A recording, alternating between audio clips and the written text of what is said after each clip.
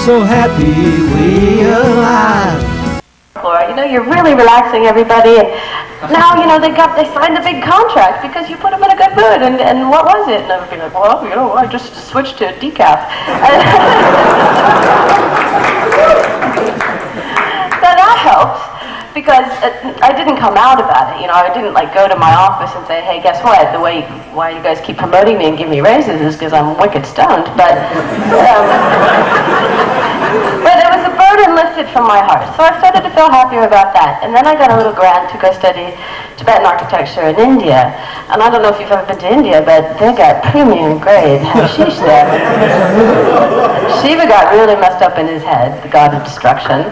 So it goes up to consider life for 10,000 years, and the thing that brings him down off the mountain that says, I'm saved, is that I gotta spread all this pot with everybody. And so there was another ratcheting up of my commitment to just having shamelessness, you know, to be shameless about marijuana, because this is something I believe in really strongly now. It has saved my life. It's saved many people's lives on occasion. It just in your head, you know, it enables you to become a happier person. So when I started smoking with the sadhus in the Himalayas for unstoppable lengths of time, we would have big fires, and they'd be making hashish with their hands, and then, you know, you toss in all the extra pot leaves that are just too shaky to smoke, and just make a big bonfire, and then you make your tea with the marijuana fire, and the whole room's filling up with smoke, and the sheep are coming inside, and they're getting stoned, and they kill the sheep and eat the lamb, and so yeah, it's all very primal for that reason, and it made me realize that it's completely natural for everybody throughout time to have been slightly intoxicated at all times, that we constantly adjust ourselves. We do have coffee, we switch to decaf, you know, take vitamin B in the morning, or you know, a couple of drinks in the evening or whatever, but everybody has their own internal switch, which enables them to get by most comfortably and most productively in the world. Us in this room, it happens to be the marijuana thing. Other people, it happens to be other things, and I just say, free it.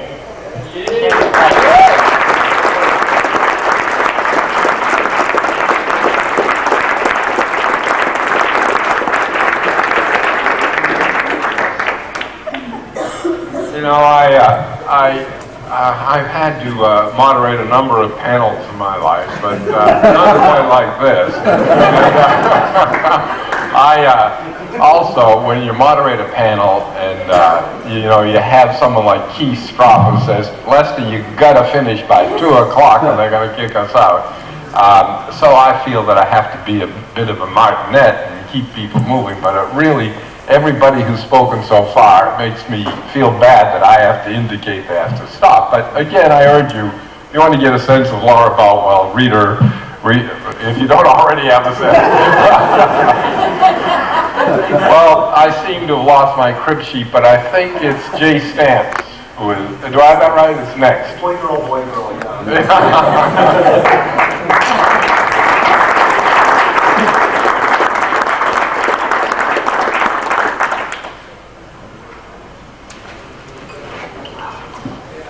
Thank you.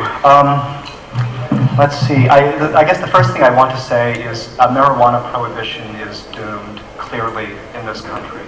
It's really only a matter of time. I'm not saying that to get applause, by the way. I feel sort of funny coming after all of these marijuana success stories. I think of myself perhaps as more of a marijuana subsistence story.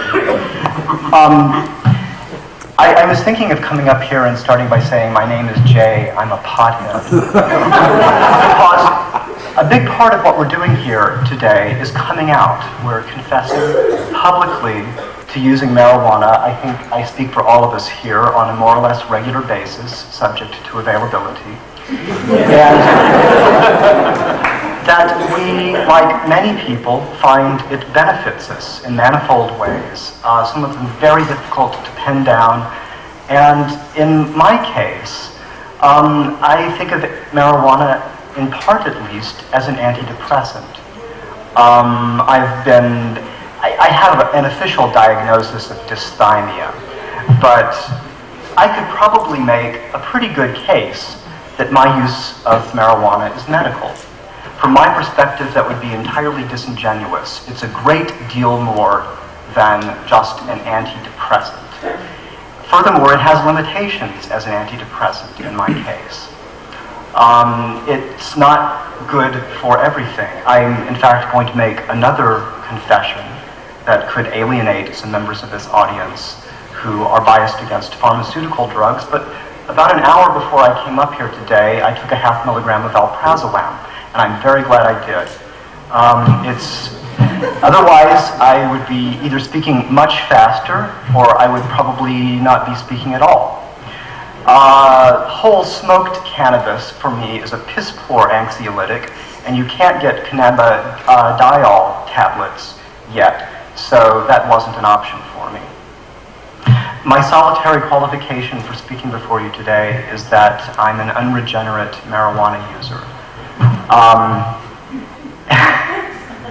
No apologies.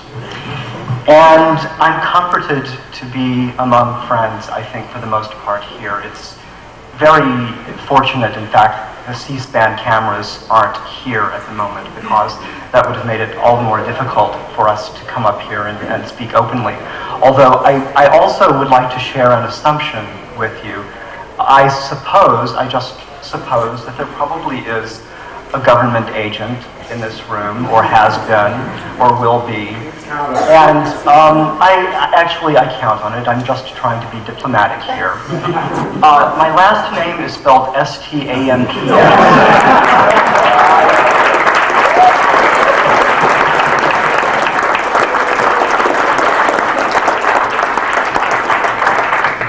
I live in Menlo Park, California. And I smoke pot every chance I get, to quote Alan Ginsberg. I could really pay for this admission. I think I probably won't. I think the times are changing. Furthermore, the drug war certainly focuses a great deal more on people in a lower socioeconomic class than I can at least pretend to be in, living in a place like Menlo Park, although of course I can barely pay my rent.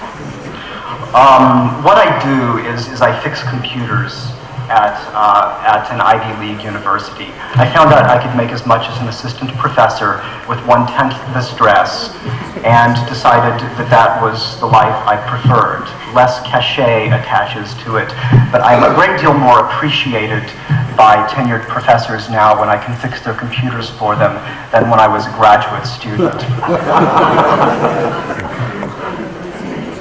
Also, working at a place like Stanford, I don't get piss tested, and I'm not going to anytime soon, and that's very important. I could go out and work at some Silicon Valley company and make a great deal more money, and might or might not, depending on the culture of the individual company, have to confront that issue.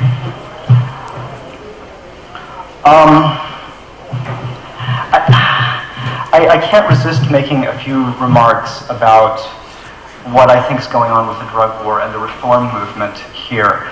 Lester earlier noted that Yahoo, most of you have hung out on the World Wide Web at least a little bit, that Yahoo has refused, or I don't know that they have even refused, they have ignored requests to index his marijuanauses.com website. That's 3 W's.marijuana-uses.com. If it's not indexed by search engines like Yahoo, it is by some, I understand, people can't find it unless you happen to be, someplace like here and someone like me stands up and tells you the URL. This internet thing is our friend to some extent for now.